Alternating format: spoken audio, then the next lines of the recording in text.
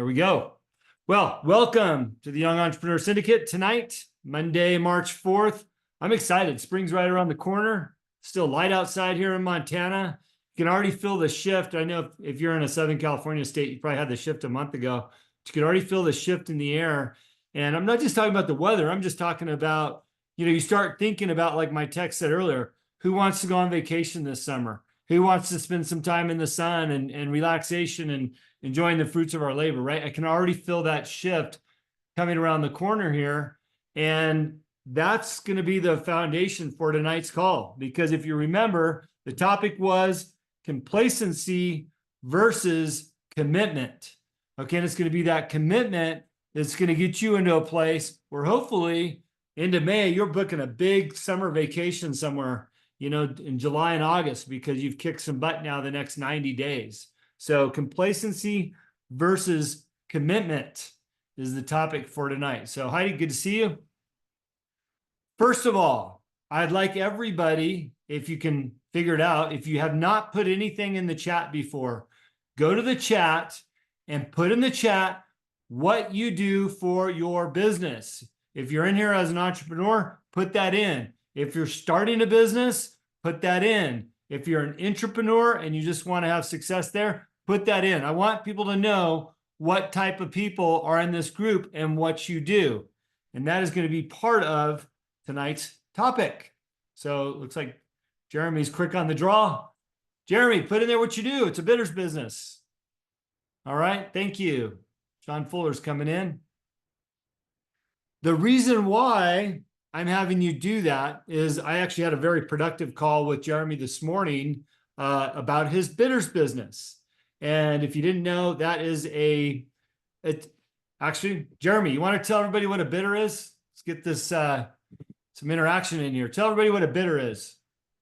Yeah, bitter is an element that is in a cocktail that can be infused or for different type of flavor profiles. So I'm in the liquor business currently as it is, and so I see bars all the time. And speaking with Jim some months ago about something to kind of do that I could basically be my own boss, staying in my lane with the liquor. The bitters was something that I researched, and Montana is known for their huckleberries, and so I researched a little bit about some huckleberry elements, and between the mules and the old fashions and the elements that go into cocktails, the bitters business is really it's really taken off, and it's a low overhead kind of business. And so I thought, this is a great entry point for me to get into a business with something that I'm familiar with. And so speaking with Jim and speaking with the wife, she's like, go for it. You wait, someone else will do it. So it's something that I'm really excited about. And all of you should be getting samples in some point in the near future. Ooh, I like that. Thanks, Jeremy. All right. So as I'm talking, please feel free to look through the list of what everybody does. And if you need to make a connection with somebody, this is where you do it. Do it in the chat. This is a community. Now, what was interesting about talking to Jeremy earlier about bitters is I'm not really sure that he fully realized what I do outside of this call and coaching, but I have an import business in California, which also allows me to distribute alcohol spirits. Now, bitters have alcohol in it, and you have to have a certain license to be able to ship and sell that. So through our conversation, I was able to offer Jeremy the opportunity to work with my import and distribution business if he needs it, right? So opened up a door through our conversation about what we're doing. By the way, Jeremy, I use a chocolate bitter, an Aztec chocolate bitter in my old fashioned, which I make with añejo aged tequila. So aged añejo tequila with a chocolate bitter, because chocolate, especially Aztec, comes from Mexico. And then, some basic simple syrup, which I can use agave nectar to keep that Mexican theme. So anyways, that's how you might use a bitter in a cocktail. The point of this is, and this is point number one, your network is your net, N-E-T, worth. Your network is your net worth. All right. We are here as a community. I'm handing you a network tonight. Every week when we get on these calls, I'm handing you a network of people. It gives you the opportunity to get in the chat and go, hey, by the way, everybody, I'm looking for this week. Can anybody help me? I know I'm not that interesting, so I'm okay if you're in the chat trying to talk to other members or try to push out there what you're looking for. I'm sure Rod and Rachel would agree that they wouldn't mind if you started networking a little bit during these calls, especially now that you've listed out what y'all do. So take a minute and go through that list there and see what everybody does here. And shame on you if you don't put something in there, because this is about networking. All right. Getting ready to get that summer body? You better reach out to Heidi. She's a trainer. Okay. So think about your network is your net worth. Now, here's a way that you can use this group, this community, to increase your network. While I was working with David Meltzer about 6 years ago, we talked about launching my podcast. And as we started to culminate what that looked like, one of the things that Dave correlated it with was my business consulting. He said, look, Jim, if you're consulting a business and you don't have the answer for that question, why don't you go out and find the industry expert and interview them for your podcast? Not only will you probably have a great podcast show because you interviewed that person, but you will have a new person in your network that you can call on and ask the question that you need to help your client with. Right? So here's a gross example of that. If anybody in here wanted to take up professional boxing and you reached out to me and said, Jim, I don't know the first thing about starting a career in professional boxing. Can you help me? Well, I might not be able to, but let me get back to you. Then I'm going to look at my podcast and go, I interviewed Sugar Ray Leonard a couple of years ago. I've got his phone number. I've got his email. If anybody knows Sugar Ray Leonard, he was the champion of the world in the 70s and 80s. Let me reach out to Sugar Ray and see if he knows anybody or if he can send me, some pointers on how to start becoming a professional boxer, right? So when I look at my network and the value of that, I'm always looking to interview people for my podcast and increase my net worth. This morning, I launched a podcast on a regular program show that Rod and I usually do about Kopi fish. Kopi fish. I didn't know anything about Kopi fish, but I do have a potential client here in Montana that wants to start selling fish online and through a local network and wants some business advice on it. So when this publicist reached out to me and said, hey, can you interview Nick, who owns Kopi Fish? They sell online. I sure can. Why? Because it'll probably be a good show, but also because what I learned from Nick, I can apply to this potential client here in Montana. See how that works? Using not only the network that I have, but looking at growing my future network of people. So how does that correlate back to the yes? Let's just say, for example, you're looking to do business with a client and you don't know where to make that connection. Maybe you make an introduction to yes. Maybe you pay for their first month to be in this community. Not only would they be grateful to receive something of value and increase their network and their community, but then you have an excuse to build a relationship with them, right? So again, building your network to increase your net worth, all right? That's just, not everybody has a podcast, right? So, inviting them to this community, maybe it's a way you can do that. Looking at your own circles, how can you leverage your relationships to build out your network? All right. Point number 2, how are you investing in your business? How are you investing in your business? Now, I just gave you one little example. Let's say you're chasing a client and you buy them a membership to get to know them better. You're guaranteed hopefully 4 weeks of them being in here where you can network and talk about what we've talked about in here. You get to build some rapport. Maybe you brought them value through being a member here, but there's a lot of ways that you can invest in your business. Now, my rule of thumb for my businesses is 20%. 20%. Reinvest 20% of what I'm making on a client back into my business, whether that's marketing or goods and services or ways to increase that relationship with that client. I'll give you an example of what I've done in the past. Tavi, T-A-V-I, tequila, Tavi tequila. He was a client for about 8 months. We were importing, we were helping him across the board. I was basically an interim CEO. Okay. I was taking 20% of what he was paying me and reinvesting it into the brand. And the way that I was doing that is and you'll love this, is I was spending 20% of the money that he paid me. Let's just call it $2,000 a month that I was reinvesting into that brand. What I was doing is I was buying Tavi tequila online through one of my customers who was appreciative to have $2,000 more worth of business. And I was buying Tavi tequila and sending it to my other clients as a thank you gift for their business together, or on hunting expeditions to get more clients. Hey, was thinking about you, got a new client, Tavi tequila, enjoy a bottle on me, right out of the blue, right? So now all of a sudden they're going, wow, that was so nice. I'm building my network up. All of the while, I'm investing in my business with Tavi. So what's Tavi saying is, wow, my online business is really taking off. Wow, my sales are really taking off. Wow, my return business is really taking off. Wow, I've got more followers on social media. All because I'm reinvesting in a tangible way that's measurable and will make a difference. Okay, so thinking about, for example, Kevin's new to the group. He installs windows, right? You go out and you do a window installation. You take a little bit of that money that you made. Maybe you notice that their snow shovel was broken and they're always, it looks like they're suffering. Go to the store and buy them a new snow shovel, drop it off with a thank you for your business with the brand new snow shovel on their front porch. You're going, wow, I didn't expect that from the window guy, but I certainly need a new snow shovel because mine's broken sitting out in the yard, right? Constantly thinking of ways that you can reinvest in your business.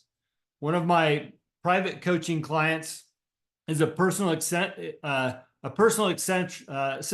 for the wealthy. And one of her clients was always complaining about having to have things printed for her, wait until she got into the office to have things printed for her, or send it off to Kinko's or whatever. So I said, well, why don't you invest in this client and buy them a printer from Costco with a ream of paper? It's $100. Put it on their desk with a note, thank you for your business. So she did, right? The client was absolutely floored because now not only did she think about the client in a tangible way, a need that she had, somebody that has a lot of money but didn't want to take the time to go buy that printer, but also now the client gets to use that printer every day and think about the thank you gift, right? So don't be afraid to invest in your business.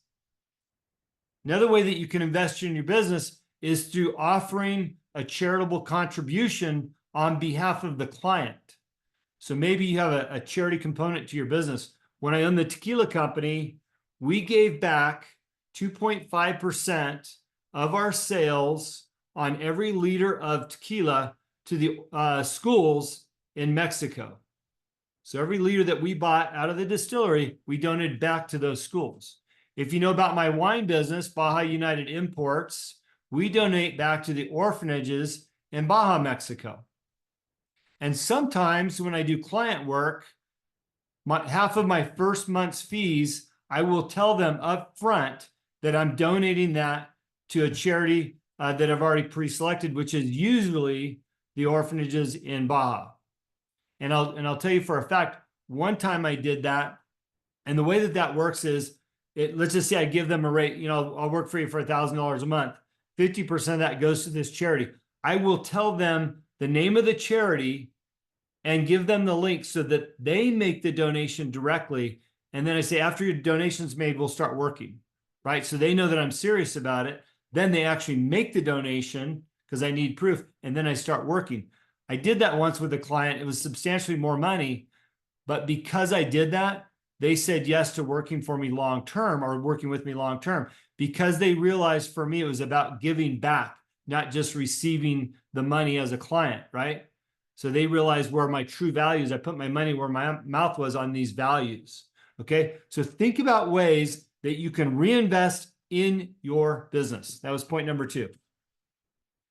All right. I mentioned in the text message thread that I've been going a deep dive on Grant Cardone. If you remember, and this is how Grant reinvests in his business, I had invested in some real estate with Cardone a couple years ago, and the returns have been pretty decent. But at Christmas this year, he sent me a $200 gift card with a book, a hat, a shirt, a nice thank you card for, Merry Christmas, all that stuff. Thanks for being in business with me. Now, that $200 gift card was good for anything on his website. And he's got more hats and shirts and all kinds of cool stuff, but he's got a lot of books. And I wound up buying with those $200 9 new books. So here's Grant reinvesting in his business. Yeah, you're buying his stuff, but there's still a hard cost to that. And now I've been deep diving on his books, and in the middle of reading Sell or Be Sold, How to Get Your Way in Business and in Life by Grant Cardone. So I mentioned that I've been reading this, and that was part of the text thread. And what I want to talk about, one of the takeaways from that book, I've actually talked about some of his other books that are behind me. The takeaway is, I don't know, it's like chapter 9, the hard sell. The hard sell. If we're in the business of selling something, which we all are, whether that's merchandise or our personal services, the first thing that we need to do is believe in the product. Believe in the product. Now, if you've been watching my social media the last month, since February 1st, I've been all in on Reminisce Angus beef. Why? Because I'm a partner now. Also, because I believe in the product. Since I've gotten to Montana over 4 years now, 4 years and a couple months. Thank you, Sam. I've been looking for the best partner in the beef and cattle arena. And I've had a few. We've dabbled around and we found, we made lots of mistakes. We found some good people, but not until recently did we find Reminisce Angus beef and the quality of that product. So I believe in it. I'm okay giving a hard sell on that because I believe in it. And if you believe in your services, whether that's windows, whether that's fitness, whether that's services or products that y'all represent here, believe in it. And it's okay to do the hard sell because of that belief. If you didn't believe in it, then you're not going to be very good at your hard sell. Then show them why you believe in it. Good example. I don't think she's here tonight. I don't remember signing her in, but Taylor, who launched her concealed purse line a long time ago through this group here, has seen a lot of success. Now, Taylor believes in that product, and so do I. And why do I believe in it? Because she showed me how it works. She sat down with me and opened up that purse. She pulled out the components. She put the gun in there. She put all the other stuff in there. She put it around her waistband or over her shoulder. She showed me exactly how it worked. At that point, I didn't care how much it was. I knew I needed that purse for my wife. Okay. So she believed in her product, and then she showed me how it works. All right, Jeremy, when you launch those bitters, you better be showing people how to make a good cocktail with them. And I know you will, because you're in this business, and that's what we do in this business, is we show people how it works. So the hard sell is not hard to do when you believe in your product and you show people how it works. I've got a few more points here, and we'll go for another 9 minutes. I'm going to open up for Q&A, but I want you to start thinking about your questions, whether it's on these topics or not. So start thinking about what you're going to ask. A great example of showing people how it works in the alcohol business, you'll appreciate this, Jeremy, is that when I was selling Kettle One, it was actually our marketing VP, but I'd go out with the sales team and give them the components. We would carry around a little ice chest. And in the ice chest, we would carry around fresh lemon, the actual lemons themselves that we use for garnish. We carried around the vodka on ice and all the mixers to make a cosmopolitan, which of course only required cranberry, a couple of easy things. Shaker, we'd put the ice in the shaker in front of the customer or the client, pour the vodka, put all the mixing ingredients in there, pull out a martini glass, chill it a little bit, shake it up, pour it, put a fresh garnish on there. Let me tell you, people bought that. All they had to do is try it and realize how good the drink was. We did the same thing when I launched the Zunia Tequila. We made fresh margaritas for our clients to make the sale. All right. People want to be shown. And that's not standing up in the corner, give them a verbal shown. That means sitting down, writing out what you're willing to offer so they can see something tangible on paper, or showing them your product, showing them how it works, getting into the nitty gritty of it. You want to make the sale, that's how it's done. All right. Point number 4. This is the action point. First thing is the right action. There's 4 types of actions. 1 is the right action. 2's the wrong action. 3 is no action at all. And 4, I got this from Grant, is massive action. So I want you to write those 4 things down: the right action, the wrong action, no action, and then often the far right field is massive action. And I want you to think about your business and what you're doing right now and what type of action you're taking for that business. Right now on my beef business, I feel like me and my partners, we're taking massive action. Not a day has gone by where we're not jumping in and doing a whole bunch of stuff for Reminisce Angus beef. We're taking massive action. And the longer that we can all do that, the more we're going to find that success because we're pushing on it. Now, I have other businesses like my book, which is a business. I'm in the no action category on the book. I need to move that from the no action category to the right action and then maybe some massive action. Okay. But I want you to think about your businesses and the type of action you're taking. Okay. And then work to move it to a different column. If it's a no action, put it in the right action category.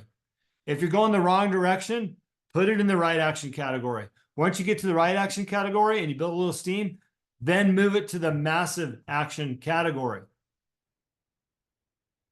So, gave you 4 points. Your network is your net worth. How are you investing in your business? The hard sell, and then the action. What does that mean on tonight's topics, right? What does complacency looks like? To me, that looks like no action. You're not out there calling. You're not out in the marketplace, knocking on doors, meeting people. You're not willing to get up off the couch or get away from your cell phone, social media. You're burning time. And you're not asking for the sale. There's certainly 1,000 other complacency items. Think about where you're being complacent in your business. And let's shift those gears into what commitment looks like. Okay. In our 4 bullet points tonight, we talked about some commitment. Investing in your business is a commitment. You believe in your business, you believe in your clients, and you're willing to commit a reinvestment into that client to continue forward, right? What does your commitment look like? Hard work. Putting in the work is commitment. And only you can evaluate what that hard work looks like for you on a daily basis. We've talked about, if you look at our library and in our book library, the Ed Milet book, Power of One More, right? Hard work, doing one more thing. My day's basically done. I've got a checklist. I got everything off my checklist today. I'm going to finish this call. I'm going to go downstairs. I'm going to eat dinner with my family. But I'm going to come back up here and do one more because there's something that I wrote down a couple hours ago. I thought, I'm going to do that tonight. So what does your hard work look like for you? What is your one more? Think about Ed Milet's The Power of One More. Shake some hands. This weekend, I went to the Home and Garden Show. Not very exciting. Same show they have every year. Same vendors, basically. Maybe there's a couple others. But the opportunity to meet one more person that I could bring into my business, hand out one more business card to go down the road a couple miles away and walk a show for an hour, the value of that, getting out and shaking some hands, whatever that looks like for you, whether that's joining Young Presidents Organization, the local marketing network, the local gym association, Bartenders Guild, if you're in the alcohol business, I don't know, the Writers Guild, if you're in the book business, but how are you putting in the extra hard work to shake some hands, get out of your living room and into the public where you can meet some more people to grow your business? Kevin's in the door and window business. I certainly hope Kevin went to the Home and Garden Show this weekend. Staying up late. Now, I'm not telling you to stay up late, but I'm using that for a metaphor of how are you finding the extra time, the extra hours you might need to put in that hard work so that you can achieve those goals. If you've got the goal of having that summer vacation getaway, what are you willing to do to get there? Find the time. We've talked about finding the white space on your calendar before. If you don't know what that is, pull up your digital calendar. If you don't have a digital calendar, write one out, physical calendar, and look at all the white space you have on there to accomplish other things. And if you don't know what that looks like, just start writing down your entire day, right? So for me on my board over here, I've got from 5 a.m. to 5 p.m. And I know where all my white space is for the day. My wife's on here, so she'll call me out. I waste a lot of white space time. Okay. So if I really, really, really wanted to achieve more, I'd start digging into that and finding that white space, making more use of that. Now, I'm happy with the things that we're doing, so I'm not looking for more white space. Some days I am, and I know where it's at. I know where to go get it. So what are you doing to find more time? So again, staying up late is a metaphor for that. The number one thing that you can do to be successful in business, and I will say this as long as we have this group, as long as I'm in business, and that is applying the required discipline to find the success. Find the discipline to find your success, right? So all these things we've talked about is finding the discipline to do all those things, including having a calendar so you know where the white space is so that you can find more time for your family or for your business, whatever that looks like. Having the discipline, that's where you're going to find success. And on top of that, a whole bunch of patience. Bye, Anthony. All right. Also, commitment, having a plan. Having a plan, following that plan. That's part of having commitment versus complacency. A lot of us can just have a business, right? But are you committed to it? Have you mapped it out? Are you following that map? Are you following that plan? That business plan? Jeremy said earlier when I talked to him on the phone, he's got a business plan in play. I hope he's using that as a map, as his roadmap to where he's going. Yeah, it can ebb and flow and change, but if you don't have a plan, just like that, you know, that whole metaphor of going to the store without a list, you probably get a whole bunch of stuff, but you'll forget a few things versus having a list. You're going to get everything on it, plus the extra stuff, right? Have a plan. And then finally, be on the call, whatever that looks like for you. Be on the call. Be committed to be on the call, whether that's the sales call, the information call, this call, build your network out, work with your community, be on the call. All these things are going to build up your commitment versus your complacency in business. There's nobody on this call or in this group that can achieve success in what they're doing if they don't apply some of these rules. All right, I'm going to go to Rod. He can weigh in. Then I'm going to go to Rachel. She can weigh in. I'm going to browse through to see if there's any questions. If you don't have a question, find one. Raise your hand. Love to answer any topic. Open forum. So Rod, go ahead. Great, Jim. Perfect call tonight. And I needed a little kickstart too. I've been not slacking, but I've had a lot of diversions. The last month has been a month of diversions, and I'm ready to kick it into gear again. And some really good reminders. I want to add a little bit of value, put a little bit more flesh on the bones with how to invest in your business. And you mentioned it before when you, after our get together in California with Robert Greene, and you actually sent him a letter, a handwritten, stamped envelope letter. Like, who does that today, right? And what an impact that made. And if it's almost impossible to just get people's addresses anymore, but it would be a very good idea. And if you can't do anything else, you can send out birthdays, anniversary cards, condolences, and send it snail mail. A real, not just a text. I mean, some things you can text, some things you can email, some things are a phone call, and some things are a letter. It's something tangible. So don't take for granted the little things. 99-cent cards, thank you cards, load up on them, and hand write them with something meaningful, and attach it to a snow shovel or a broom or whatever it happens to be. That was a really good point. And the other thing, when you're investing in your business, remember, when you're in business, especially when you're first starting up in your business, starting things right and proper is going to get you on the right track. So make sure that you're keeping receipts. Make sure that you are keeping a record. Make sure that all of the work you're doing, and if you're buying tequila to give it away to clients, that's part of your marketing budget. That is a tax deduction. Make sure you're talking to your accountant. And you're doing the necessary book work to be as profitable as you possibly can. You don't need to be in that category, the 50% failure rate after 5 years. You can be in the category of, I made the little changes to make a difference. So just make sure that you're doing things properly and in order. It's a little bit more effort, a little bit more time, but don't slack on that. Those little things will add up. And the last thing I want to talk about is Grant's first book. And I don't know if it was 10X, if that was his first. I've read all of Grant's stuff. I've been a fan of Cardone for quite some time, as most of you know now. But when he wrote his first book and it came out, it had bad grammar, missing punctuation, misspellings. I mean, it was just, and I have a background in English literature. I'm a teacher, right? And I can look past that, because to me, it's always, what's the meaning of it? What are you trying to, what's the message that you're conveying? Because the message is always more important than the medium. And Grant summed it up. He said people were criticizing him for the quality that he put out. And he said, hey, I didn't set out to write a perfect book. I set out to write a book.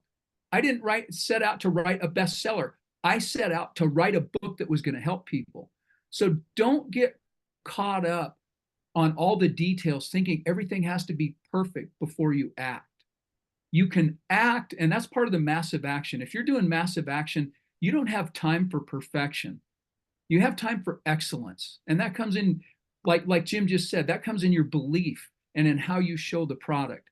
Everything doesn't have to be perfect, but it has to be massive action and pushing that forward. So a really good point there. And those of us who have books, we are writers. I forget, Jim, you just reminded me that that's actually a business. It's one of my business portfolios that is in the no action column a lot of the times, because once you're done writing, that's the effort part, the work part. But the real work part comes with getting it out there in front of people, getting that message out and keeping it out. So, good reminders for me tonight as well. And I hope good takeaways for the rest of you. So I'd like to hear Rachel's take too. Thanks, Ryan. Hey, by the way, Robert Greene sent me an email back. He said, Jim, it was so nice to get your handwritten letter. That never happens anymore. Really appreciate you. He goes, I look forward to coming to Montana and hanging out. Right? We're talking about one of the top authors in the world ever, right? Robert Greene's probably top 100 ever. So to get that kind of accolade because I wrote him a handwritten note, pretty awesome. So Rachel, thanks for the introduction to Robert Greene. And now I'd love to hear your comments on the topic. Mute. All right, I'm gonna unmute myself.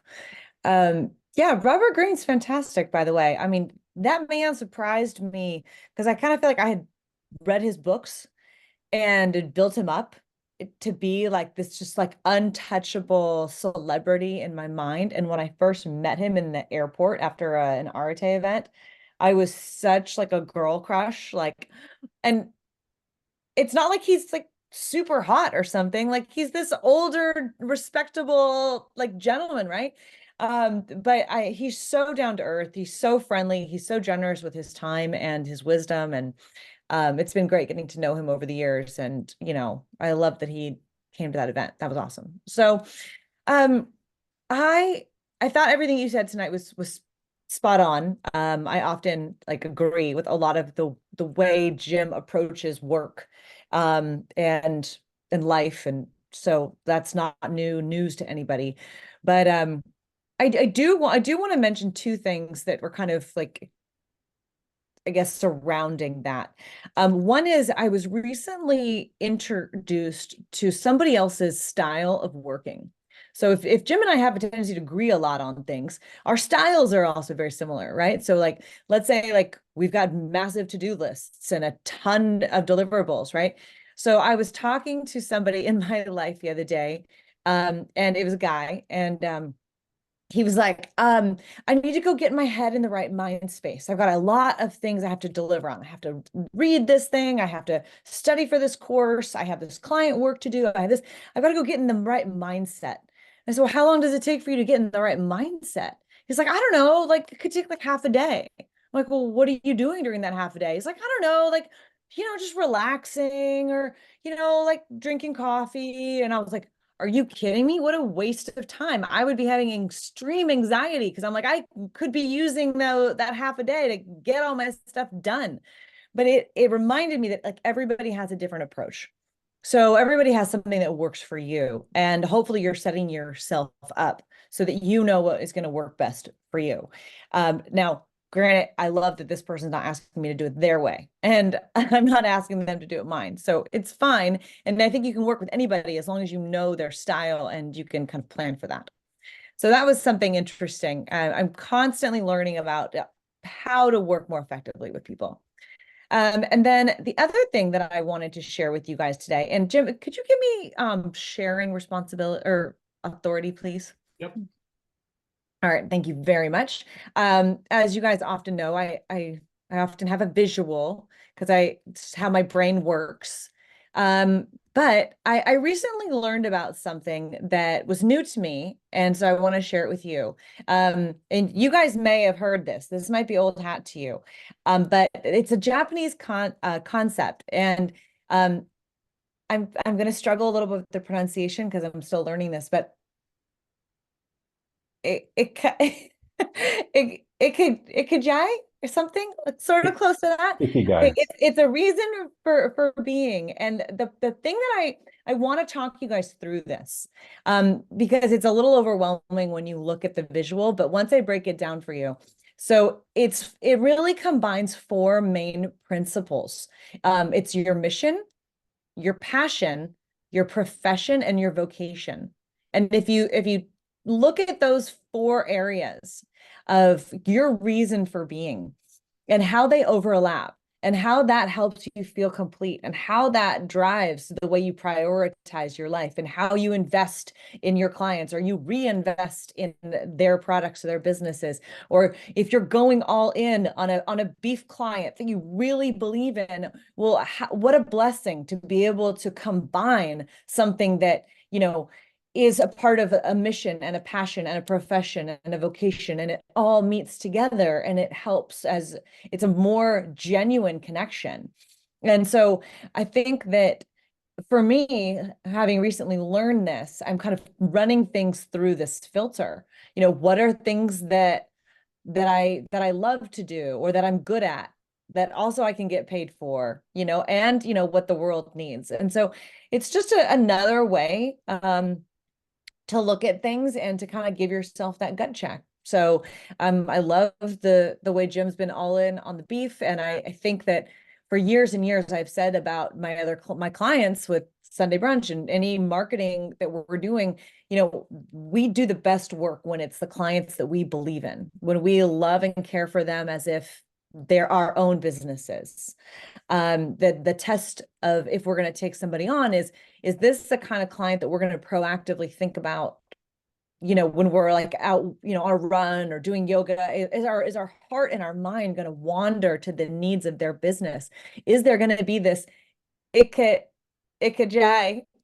Sorry, but is there going to be that reason for being? Is it going to fulfill our mission, passion, profession, and vocation together? So maybe this applies or speaks to some of you tonight too. So hope that was helpful. Thanks, Rachel.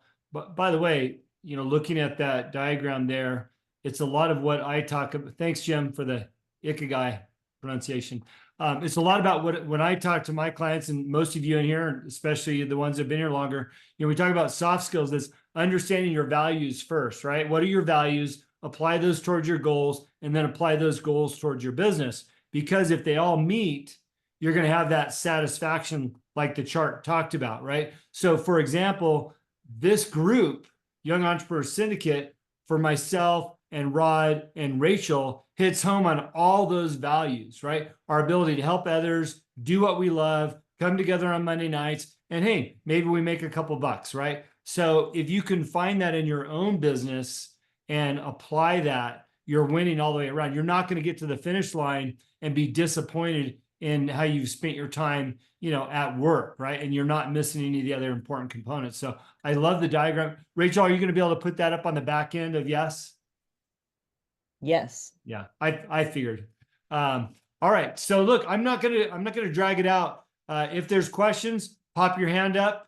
If you don't know how to pop your hand up, unmute and yell. But the thing is, when we talk about complacency versus commitment and doing all those things that we listed out tonight, you're not gonna find more success showing up to this call unless you generate the action on what you've learned tonight. Signing up to a group, whether it's this one or any other one, is not going to make you or earn you the money or the success that you're hoping to have.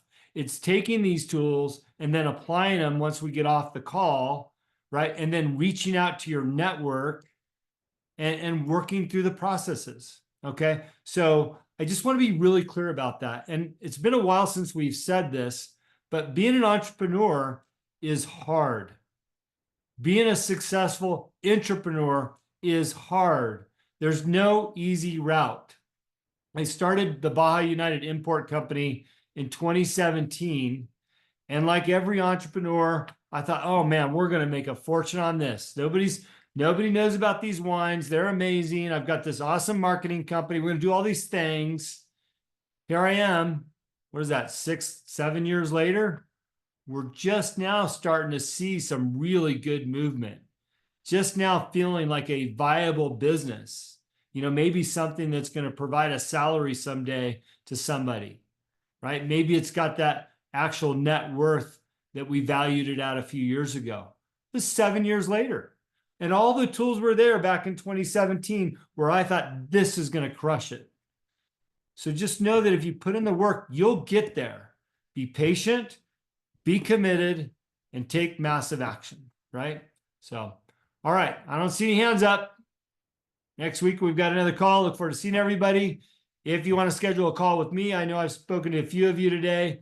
Would love to hear from you. Rachel's available. Rod's available. Let us know. Use this group to build your business. No excuses not to build your business. So, all right. This recording will be up in a couple of days. If you missed it or you wanted to go back to it, thank you, everybody. Talk to you next week. All right. Bye-bye.